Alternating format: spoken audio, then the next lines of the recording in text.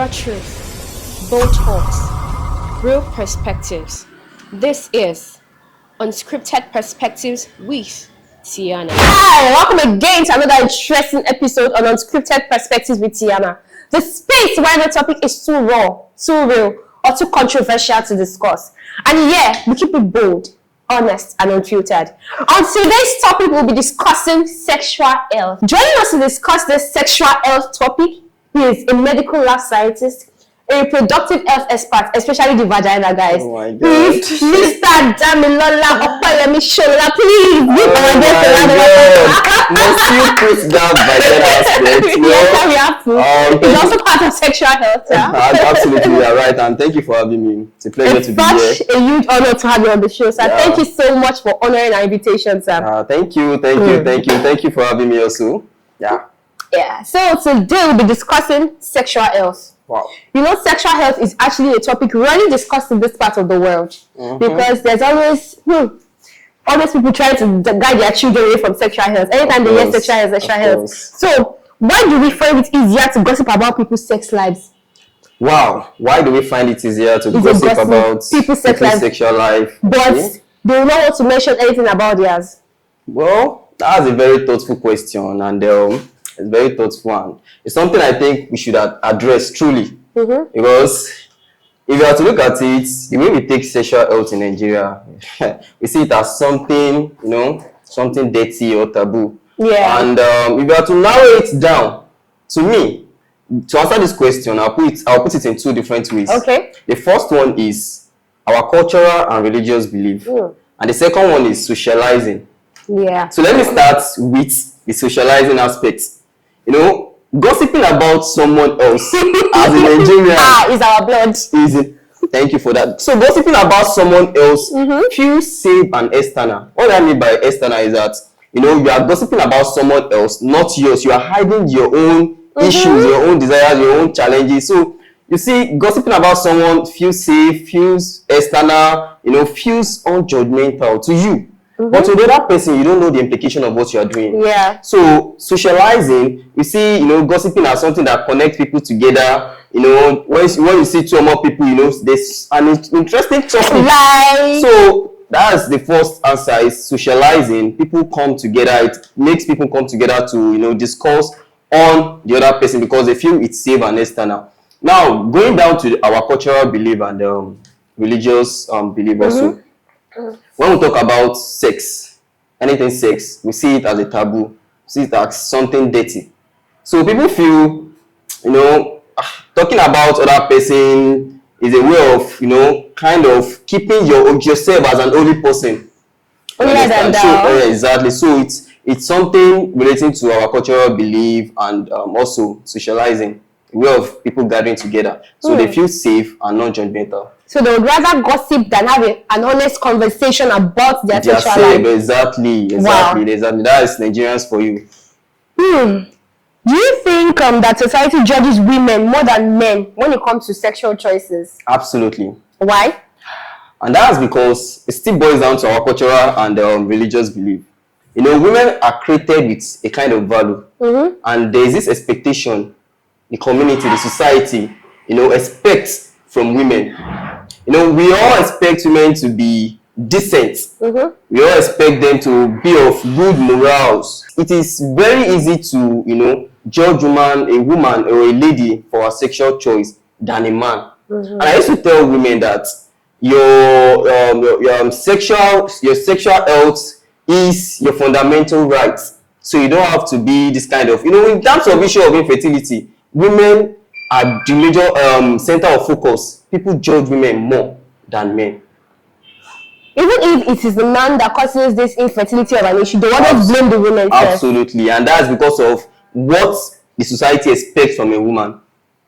The expectation. So, in case of infections, why do you think some people actually avoid getting tested? Because of fear of being judged. God, I don't want to be tested. I don't want to do just anything that has to do with sexual infection, anything that has to do with sexual test. They just want to stay away from it to avoid being judged. Like you get that kind of notion, right? Absolutely. They are scared of, apart from being judged, there's this thing, patience. Let me put it that way. Let me call, as a scientist, you refer to your client as a patient. So let me say, the thing with patience is that apart from the fear of being judged, the fear of the end result is one of the common thing. HIV for an example. Yes. We all see HIV as a very big thing. Forgetting that hepatitis B cell is more, dangerous in terms of transmission. So when you tell someone to come for HIV screening, they feel like, no, if it's positive, you understand that kind of thing. So apart from the fear of being judged, patients, mostly people, we fear the end result than the fear of being judged. You understand? Another thing is that, when you talk about judgmental, judging aspects, that's mostly happens when you go to an environment where you are very popular. You understand? You go to a laboratory or an hospital where you are very popular, and you enter the lab and you tell them, oh, please, I just want to do an STI screening, probably syphilis panel or any other STI screening. And the receptionist is your neighbor, will be like, Uncle Solomon. The information will be spread, and the person is just willing to check up on his or herself, like, okay, let me just run this screening. But the receptionist being your neighbor will be like, don't you hear about Uncle Solomon? He came to the lab one day, come to do HIV. Before you know it, information starts spreading. So people can be scared sometimes due to this kind of scenario. But mostly, the most common thing we see is that people are always scared of doing STI screenings because of the end product. For instance, now I met a woman last 2 years. She works in an hospital. She had a needle prick. You understand? And because of the fear of the end product, she refused to go for an STI screening. In a normal base, once you have a needle prick in an hospital or in a normal settings, you are meant to, go to the hospital, screen yourself after some weeks.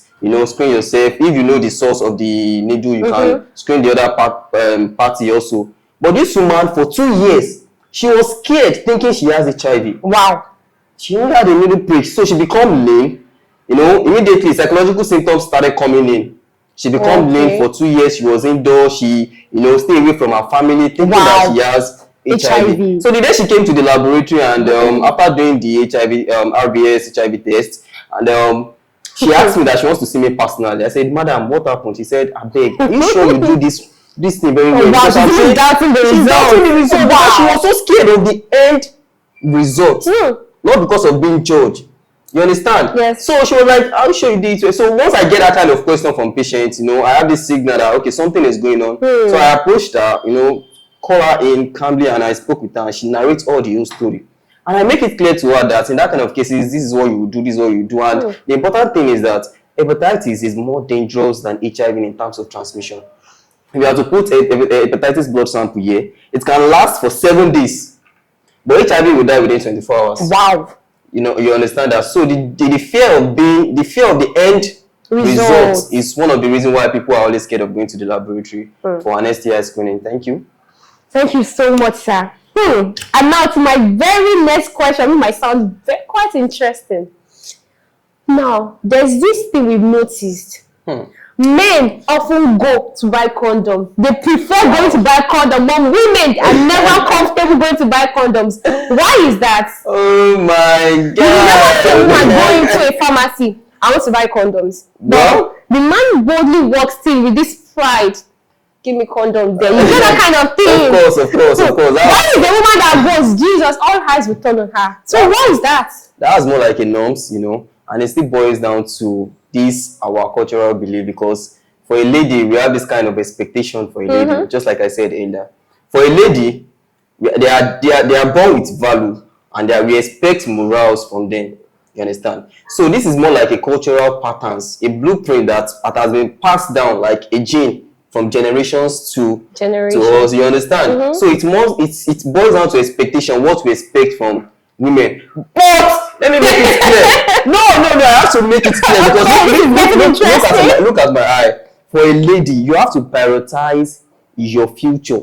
Don't let a man intimidate you. Go to the pharmacy, get there are condoms for women also. Even if you don't want to use female condom, get one for your partner. Don't be scared. It is your right. This is your fundamental right. It is high time we understand that, your choice. Everyone deserves to make choices about their body, about their sexual experience, about the sexual choices and the form of sex or anything, you have the right to go to the pharmacy, get your condom. Wow. So get this right. It is your right. Please, it is your right. Don't be too scared of going to the pharmacy to get condom. It is not something, because doing this, you are protecting your future. You understand? You are protecting your future because you don't know what your partner is bringing. And this is a form of integrity for you too. You understand? So please, don't be scared of getting condom, please. Don't be scared. And I think the person said, why? Yeah. Why? To answer that question again, it is more like a blueprint. It is more like a blueprint. Something of, we expect, because you can't walk into the pharmacy now and tell them, Alpha, madam, give me condom. The way the pharmacy the attendants will look at you that, they see you as a slut. This one, true. Exactly. They will see as a slut, or probably, she's doing one night stand today. Maybe she just wants to. No. Don't picture it that way. You need to have this belief in yourself that you are protecting yourself, not the person at the reception. You are protecting your future. You understand? That should sink in. Get the confidence in yourself that, okay, this thing I'm doing is not a shame. You understand? It's not a shameful thing. You are only protecting your future, protecting your right, protecting yourself. So that's all. So on to my next question. Thank you so much for the answer. And thank you for giving the women a voice out there. Absolutely. We really say thank you. They need to understand. It is your fundamental right, please. Thank you so much, sir. Yeah. So what's the most ridiculous sexual myth you've heard while growing up? Wow. I've had a lot of, sexual like the one myths. that our parents will always tell us, don't let a man touch you if because you get pregnant. That is very common because I can't really phantom. How will you a man touching you now in the next 9 months? Tell me you are pregnant. That is what most of our parents will say growing up. It is not possible because for pregnancy to take place, there's something called sperm and egg infusion. The sperm has to travel to the vagina, pass to the cervix, to the fallopian tube, and then fertilize. So it's not possible to get pregnant just by touching. But that is not even the craziest sexual health myth I've had. Okay, what's the craziest? To bust the bubble, that is not the craziest sexual health myth. Wow, what is the craziest? The craziest one I've had is, how can you tell me you can't get pregnant while having sex standing because gravity will pull the sperm? Gravity will pull the sperm down. Or someone telling you that once you have sex finish, immediately stand up, go and pee, or start jumping up, that the sperm will start coming down. Imagine, that's how. No, it's not possible. Oh my God. How you tell maybe that because you're having sex standing up, it probably a kind of, this doggy form of sex, and then because you are understanding, the sperm cell will just come down, or probably you went to pee, it will flow your sperm. It is a lie. And for people that will tell you go and put salt inside 7-Up and drink immediately after having sex, it is a lie. Some people even tell you 2 condoms will give you better protection. It is a lie. There are a lot of sexual health myths people need to understand. Wow. A lot. And I'm telling you today, if you stand up immediately after sex, if you go to the toilet immediately after sex, in fact, if you wash your vagina immediately after sex, that does not guarantee that the sperm cell will die. The sperm cell can survive about, I think, 3 to 5 days in the vagina, if I'm right. If the vagina is in a good pH, and once a man ejaculates in the vagina, it travels down to the posterior fornix, close to the cervix. It's stored there before it's gradually moved down, to the fallopian tube to fertilize. So once a man they release millions of sperm cells already. So tell me, you pay immediately. The pipe for urine is actually different from the pipe in the vagina. I don't understand. And number 2, how is 7-Up and salt going to your stomach affects your sperm cell in your vagina? The lady will tell me that she always know when she's pregnant because each time her husband releases inside her, she feel it in her chest. She feel the sperm. Oh my God! These are funny, but these are facts. Wow! Some people actually say this. Because I had this recently, to be sincere. You said when your man release, you feel the taste and you feel it in your chest. How come? Those are the things we need to demystify. Wow. You understand? Those are the things we need to demystify. You need to understand that once a man releases, it starts in your posterior fornix, close to your cervix, and then it travels to the fallopian tube to fertilize the egg. And a healthy man releases more than 15 million sperm cells. The water you are saying is not the sperm. It's just the thing that is flushing the sperm outside. When a man releases, a single drop of that water you are saying could contain thousands of sperm. Wow. So tell me, how do you want to stand where they are like tap toads? It travels down to the fallopian tube. So it is not possible. So those are the craziest sexual health myths I've had, and it is very important to demystify it. Please, ladies, and for guys too, I mentioned about guys talking about two condom can give you better protection. Wow. It is a lie, because you are putting yourself at risk of infection, because using two condom causes friction. The condom can tear from using two condom. You understand? So it is better you use one that is okay. Look for a better brand. Use one. Using two condom, it causes friction. The condom will break, and you are putting yourself at risk of infection. So thank you. Please take notes. We need to demystify that. Thank you so much, sir, for that answer. You're welcome. So there's this thing now, teenagers. We've gotten to the Gen Z era whereby most teenagers use their phone. Absolutely. Most of them would rather Google all these sexual questions. They would rather ask their friends, discuss them rather than seeking a professional advice. Why is that? True. Yeah, we are getting into the digital age. So it is something becoming common. So even for our mothers and our parents also, it is not something common among the youth alone. We are getting into this digital age. Now we have this ChatGPT, we have a different type of meta AI, we have the group, we have a lot of AIs that people feel it is safe. It is safer than going to a medical professional. But they are getting it wrong. Okay. You know why I say they are getting it wrong? Because most of these sexually transmitted infections, most of these infections, STIs, they have similar symptoms. When you type, oh, I'm having itchy, I'm having discharge, I'm having whitish discharge or yellowish discharge, put it on ChatGPT, put it on Google, put it on whatever platform you are using. You see the machine giving you different kind of thing, HIV, because if you have gonorrhea, you have discharge. Yes. If you have something called trichomoniasis, you have discharge. If you have chlamydia, you have discharge. So these symptoms can be very common. You understand? So going to Google is not safe, and the major reason they are going is because they feel it's safe. Yeah, that's the major reason. But I'm here to demystify that, to clarify that it is not safe to use Google, because symptoms can be very common.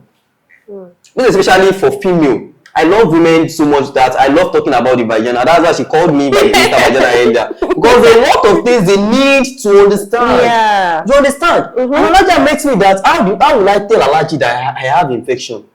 Because she doesn't understand some certain things. So she believe infection is sexually transmitted, right? Exactly. So they need to understand that it is not safe.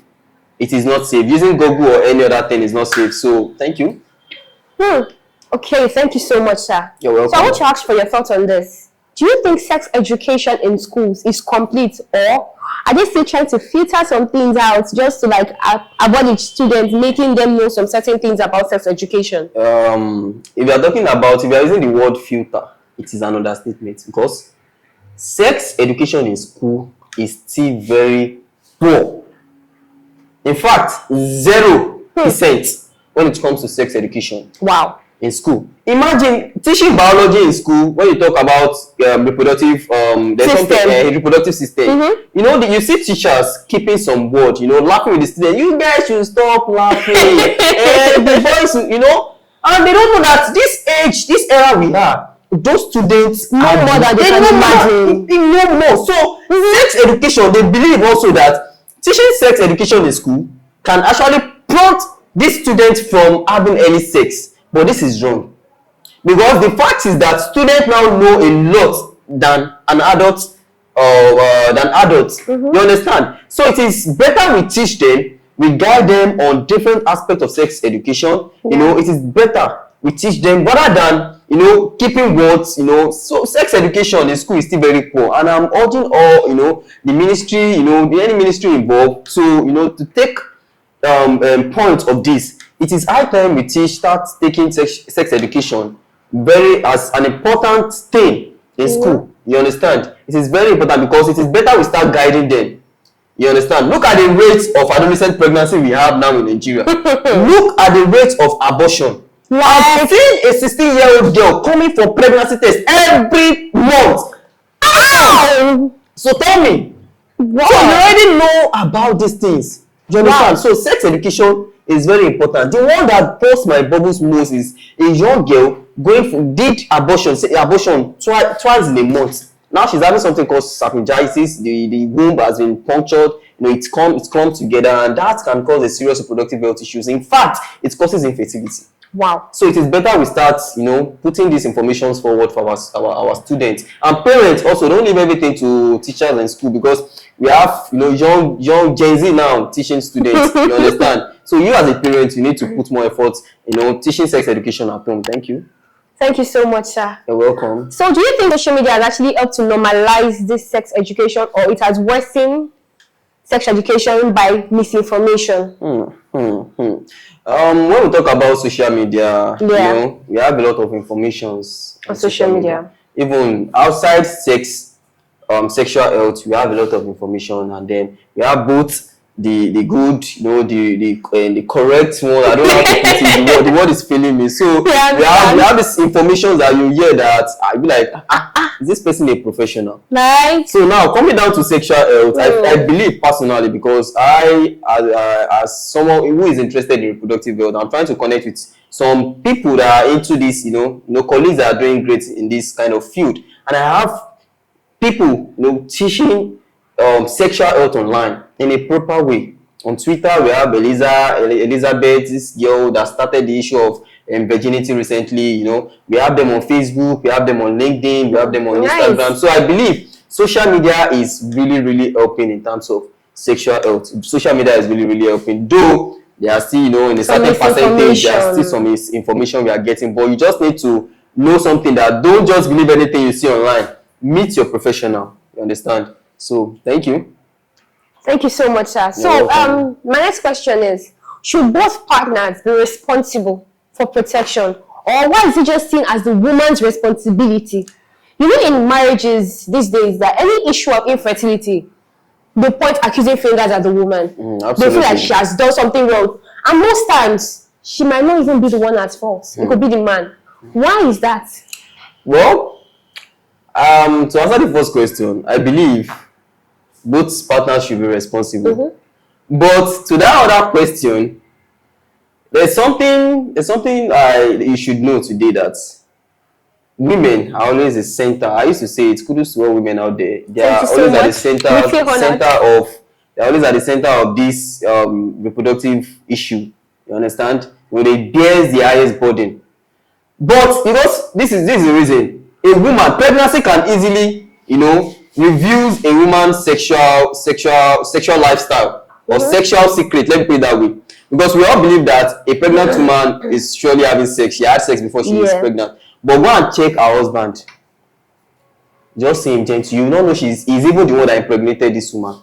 That is to say, pregnancy is one of the things that pushes this ladies' sexual life, sexual secrets out, because they believe, okay, you are pregnant already. That is, you are having sex. That's why you are pregnant. A man can be dating 2 girls. In fact, having sex with 3 girls, and you will never know. Yes. It will be so gentle. You will never know. In fact, he might be dating 3 friends that they are friends, but you never know. Wow. You understand? You will never know. So women are always at this, center. You understand? And it's not supposed to be so. Both couples should be equally responsible. In terms of protection, both couples should be what? Equally responsible. You understand? So that's it. Let's keep it short. Thank you so much, sir. You're welcome. So what's the one sexual health question you think people are too scared to ask? Wow. Sexual health question people are scared to ask. Too scared to ask. Well, as someone very interested in reproductive tract pathologies, reproductive tract infection, I would say the question people are still very scared to ask about is sexually transmitted infections when it comes to sexual health. And this is because people believe sexual health is all about sexual desires, it's all about pregnancy, it's all about styles, it's all about erection, it's all about how long you can last on bed. But you see, STI, sexually transmitted infection, in quote, let me reframe it, reproductive tract infection, people are still very scared about it. And they don't know that when this thing sets in, they are mostly asymptomatic. That is, they don't show symptoms, early. You understand? So, and once the symptoms get very complicated, it can cause a lot of reproductive health issues. It can affect pregnancy, It can cause erectile dysfunction. It can cause dyspareunia, that is painful sexual intercourse. Yeah. It can affect your menstrual cycle. You know, so you don't have to be scared of asking about sexually transmitted infection or reproductive tract infection. Nobody will see you as a slut. Nobody will see you that you are. Nobody will look at you as if you are having sex anyhow. Don't be so scared to ask about sexually transmitted infection. You understand? Because all people, they believe that, oh, if I ask someone about sexually transmitted infection, they'll feel like, oh, I'm a dirty girl. And it's not so. Most of these infections we have now, they are endogenous infection. Infection there are bacteria in our body that just overgrow and then develop into an infection. So please, I believe that sexually transmitted infection is one thing people are still not asking well about. You understand? Yeah. So, and it has a long way to go in terms of our overall health as well. Thank you so much, sir. You're welcome. So if there's one thing you could normalize about sexual health today, what would it be? If there's one thing I would Normalize. Well, that would be sexual health education. Yeah, sexual health education. Why? Because I believe foundation is very important. It is a blueprint we inherit, we pass. You understand? So setting a strong foundation regarding sexual health, having a strong sexual health education both at home or in school, we go a long way. It's going to cover a lot of aspects. It's going to cover pregnancy. It's going to cover this issue of sex. Reduce the rate of abortion, reduce the rate of unwanted pregnancy. It covers sexually transmitted infection also. So if I'm able to normalize that, that's going to be. In fact, I will legalize it if I have the power. You understand. So it's something very, very important. Thank you so much. And do you think our generation is actually breaking the silence or pretending to be open? Well, why still carrying the shame of the sexual health? Okay. Well, I think our generation, this generation, we are still carrying the shame. Why pretending to be opened? Why? Because a lot of things are going, a lot of things are going wrong. There's this trend on Twitter. I don't know if it's just Twitter alone. People typing, this message and they call it secret message or something like that. You type through a link, anonymous message, and you start saying things like, Mr. Dick or Agba OG, they are popular influencers on Twitter actually. And please, I'm having this so issue with my girlfriend. See, things that you feel, why don't you discuss openly discuss with a professional? That those things are revealing that we are still having these struggles. Like we are still struggling. I mean, you understand? So I believe we are still struggling and pretending to be fine. You just see people on the streets laughing, but then secretly, down, inwardly, there's something going on. So I believe we are still, the youths are still struggling while pretending to be fine. Yeah. Thank you so much, sir. So do you have any final words for my viewers out there? Well, when it comes to final word, that will be about reproductive tract microbiome, because I'm here to preach about reproductive tract microbiome, and that is why they are calling me Mr. Vagina, because the vagina has the largest, in terms of reproductive health, it has the largest community of bacteria, virus, and fungi. That's why we call them the microbiome. And then the last information is just that to maintain a proper balance of your reproductive tract microbiome. And how can you do that? For a lady, you don't perform douching. You don't wear tight underwear. You don't, that habit of cleaning inside the vagina, you don't do that. Wear breathable underwear. For men, if you are feeling too much of it, if you have too much fat, you sleep naked. No, it is true. In a month, I've seen 2 genital ulcer. We call it cankeroid. This is caused by bacteria. You don't see this kind of huge wound on the genital tract. You understand? What are 2 places, and it's very painful. And this is because of because there is an imbalance in the microbiome down there. In fact, I saw the first one. I told the man, please go and shave. Because bad habits can trigger the normal bacteria in your reproductive tract, and then triggers an infection. Everything is not sexually transmitted. Keeping a good habit alone is okay. I used to tell ladies that if you maintain a good reproductive tract, a good reproductive tract hygiene, a good hygiene down there, you can be protected from HIV to about some certain percent. You understand? So it is important. It is important to know about your vaginal microbiome and understand the basics. You can follow me on Twitter, where I preach about these things on Twitter, on all social media as well. So please, Repo scientist. I love women, and I like talking about the vagina. I like talking about the vagina because it is very important. The majority of the reason why ladies go to the hospital go and search is because of the vagina issue now. Wow. Oh, what is wow? Tell me in this year that you've not treated infection. I've not. It's a lie. It is a lie because this is something common, and that's just my final word. Actually, it is very common because ladies go to the hospital basically because of reproductive health issue. A majority of them are related to the vagina.